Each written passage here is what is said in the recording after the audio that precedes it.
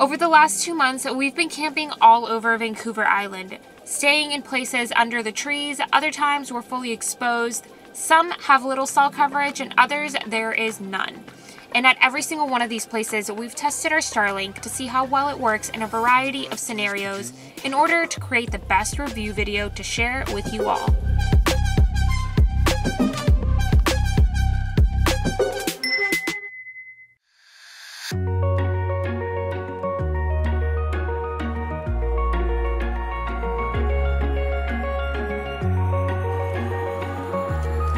So one question we get a lot is how we mount it, how long does it take to mount, and is it permanently mounted? We just arrived at camp. Alright, we just got to camp. We're gonna set up the Starlink, see how long it takes.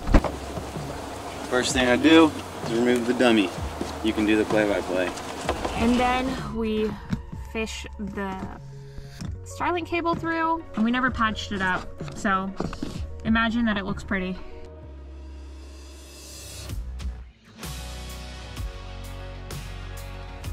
This is where we store the Starlink. Super easy and convenient. Technically, this is an art portfolio bag that we have repurposed. We keep the ladder behind our driver's seat, and the mount that Evan already got out is back there too. And then he has everything waiting for him in the front seat, ready to go. Well, until he puts the mount on.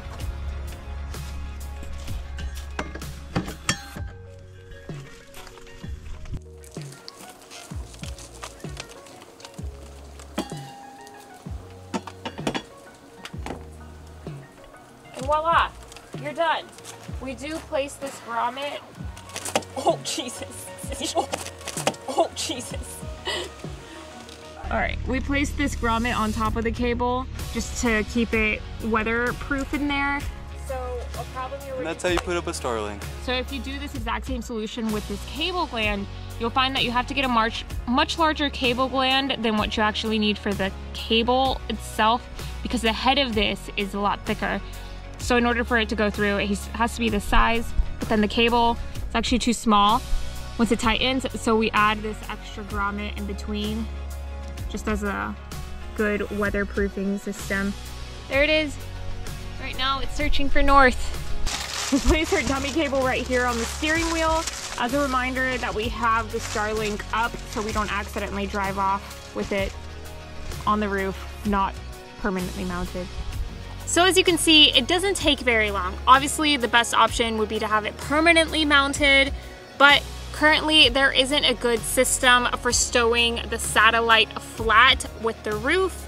So we opt for taking it on and off of the roof every time. Some people do mount the actual mount itself to their roof racks, but as you can see, we don't have a roof rack, so we take it off. And it really doesn't add that much time to our setup process. Next is, how can you maximize your camp spot to work best with your Starlink?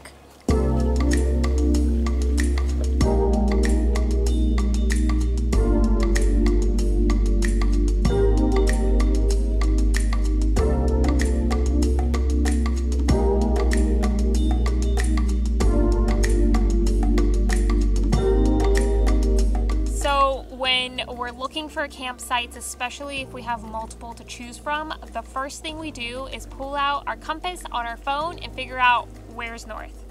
In this case, it's that way.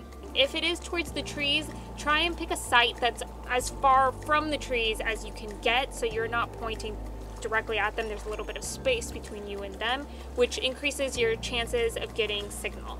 Now, when it comes to power consumption, we have noticed a bit of a difference. That's mostly because we have our inverter turned on for longer periods of time throughout the day, meaning it uses up more of our energy. So that's not so much of a problem on sunny days, but we have had a streak of rainy days here in BC where we have had to play a game of balance between, do we want to use our induction stove to cook, or do we want Starlink to use and to connect with you guys on the internet and upload videos? We have eaten ramen a couple times. Things have taken a turn. We now live off of ramen. Also, we're cooking with our camp stove. Oh, this one is 0.2 heavier. Wow. This one's 0.2 heavy. I'm gonna go with this one. Now when it comes to the satellite dish casting any sort of shadow on our solar panels, that's not really an issue. The sun would have to be really low on the horizon for there to be any sort of shadow, and once the sun is at that point, the solar panels aren't really receiving any energy anyway, so it's not something we think about.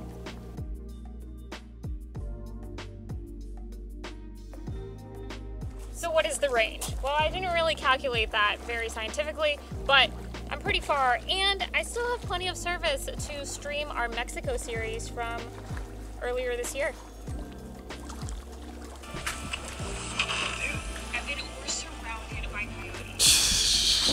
We've stored our router in the back with all of our electronics, which may affect our range, but not enough for us to notice. Compared to the WeBoost, which is what we had previous to this, the range is day and night. With the WeBoost at this particular location, where there is no cell signal to be found, we probably would have had to have our phone on top. Like, imagine this is the router on top of the router.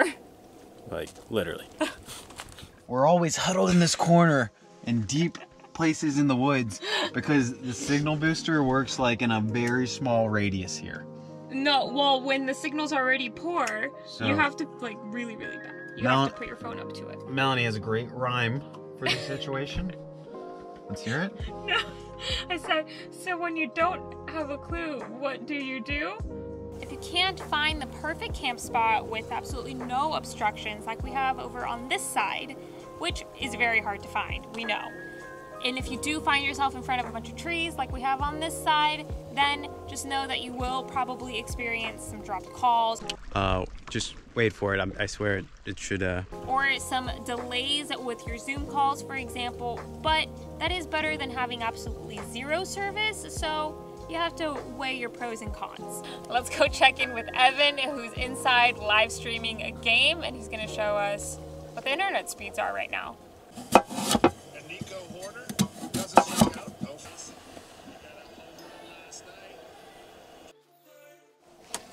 So right now we're live streaming a baseball game, even at peak hours. So peak hours means there's a lot of congestion on the network. So currently in peak hours, there's slowdowns in the internet connection. And that is because the Starlink connects to satellites, which also connects to ground stations. And that's kind of how the internet is provided to us. And since there's a lot of people on the network, even though there'd be no one in this area, all the traffic is going to one ground station. So that is where the network congestion comes into play. And they say with more satellites and with more ground stations that they are building, that this network congestion will go away. It hasn't really impacted us at all. You know, maybe 1 or 2 times we had to change from streaming in 4K to streaming in 1080p. So not really a huge deal for us. Another thing that impacts speeds is obstructions. And right now we have no obstructions, so it is peak hours and we are at low speeds, but still plenty to stream a baseball game. So typically, if we're cooking dinner and we do have obstructions, we're still able to play music or even watch videos while we're cooking. And a pro tip is you can download your shows while you do have service, and then at night you can turn off your inverter and still play the shows.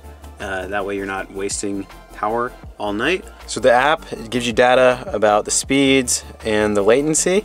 So as far as we've seen, the download speeds haven't been affected by the location. So if we're like by a city, or if we're way out in the remote areas and don't have cell phone service or anything, the speeds seem to be the same. Again, it's more about the usage, the amount of people on the network. What about the trees? They do block the signal. The trees block the signal. We are putting out the Starlink in this location to test if we get anything. We're canopied. So we're under a canopy of trees. We tried putting the Starlink up there, thinking maybe it would work. It didn't. We should have known. But luckily it comes with a long cord, and since we made our mount removable, it gives us the option to go place it somewhere there aren't trees. Like down there. Literally on the edge of a wall with a drop down into a river. So far, There's only been maybe 1 or 2 nights where Starlink hasn't worked at all for us. So even if you do have trees, if you have enough opening in the sky, you will still be able to get service. It'll just be very patchy. Luckily today we got good sun, and we didn't have to compromise our induction stovetop for the Starlink, so got a full meal. Let's answer the most common question that you probably have. Does it work well? The simple answer is yes. The complicated answer is, compared to what? So we've been on the road for 3 years. In our first year, we relied solely on our cell phones and the signal that they could draw, and coffee shops and places like Whole Foods with free Wi-Fi. Our second year, we upgraded to the WeBoost, which was great. It boosts signal from nearby cell towers, which increased the amount of cell phone reception that we could get to our phones, but we were still relying solely on our data plans, meaning if we reached a certain amount of gigs used for that month, we were capped. Our hotspots were also capped, so we still had to be very planned out on when we used our Wi-Fi versus coffee shops. Now, with the Starlink in our third year, we can go as far into the backcountry as we want, not have to worry about cell phone towers, and we have unlimited internet, essentially. There are no caps. We can use our internet for as long as our batteries in our van can sustain running the Starlink, which is a fairly long time if we don't use our if we don't use our induction cooktop. So it's completely changed the way that we get to work on the road and stay connected. So all in all, our review of having the Starlink for the last 2 months, using it in the US and using it in Canada among tons of trees, lots of remote locations, I have to say, again, 100% worth it. You definitely should get it, mainly if you're living on the road full time. If you're just kind of one-off and not going out that often, usually staying at campgrounds, have places with Wi-Fi, don't deal with the hassle of it. But if you're living in a van, an RV, a camper, full time, I recommend. That concludes our review video. As you can tell, we definitely love our Starlink. If you have other ways, tips, tricks that you use with your Starlink, let us know in the comments, and definitely don't forget to subscribe and like this video. We're going skinny dipping tonight, right? No, but I might take the the pack raft out. Oh. All right, we're all done with this campsite, so we're gonna put the Starlink away and see how long it takes us. First thing we do is go to the Starlink app, go to the settings, and I put it in stow mode. Boop. And to make this safe, I'm gonna use the ladder. Sometimes I just pop up on the seat and grab it. That'll probably be a lot quicker, but for whatever sake, I'm just gonna leisurely use the ladder.